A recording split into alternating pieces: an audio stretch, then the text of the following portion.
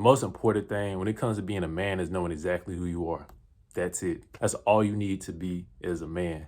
Now, where all these stereotypes come from, you need a deep chest, you need to be big, you need to have muscles, you have to like chasing girls and all this. Look, everybody's not like that. Everybody not like that. If everybody were like that, then there would be no variety in the world. There's a lot of people we wouldn't have if everybody fell into that same category. So just because you don't follow certain stereotypes does not mean you're not a man. You may have a weird interest that you're passionate about. You can't let other people sway who you are just because they have a certain idea of something. The young men grow up without fathers, or they grow up with a father that tells them what a man should do. Now, there is one certain exception to that, and I'll get into that in a second. A lot of fathers tell their sons that they should like eating steak and have a big chest, always have like a deep voice, stuff like that. Everybody comes into this world in a different way.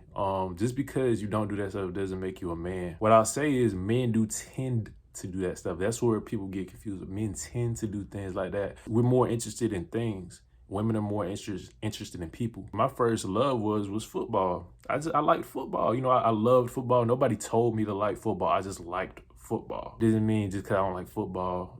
Had I not liked football, that didn't mean I wasn't a man. That's how it is with everything in life.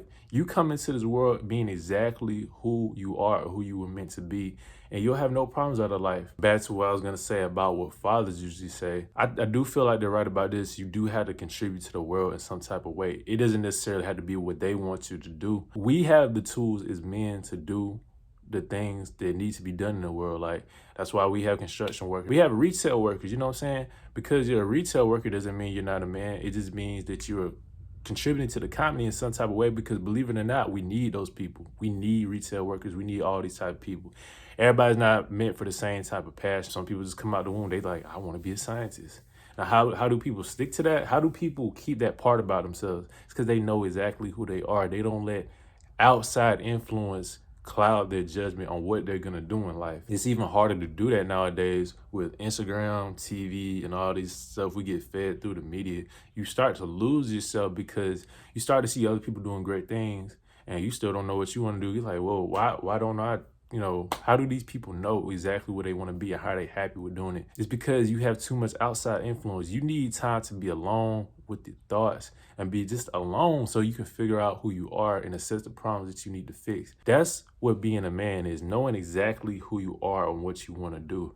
You may have an interest that seems kind of out of the norm for men. You know what I'm saying? You may have those type of interests. Who's to tell you that that's gonna make you a man? If it makes you happy, do it.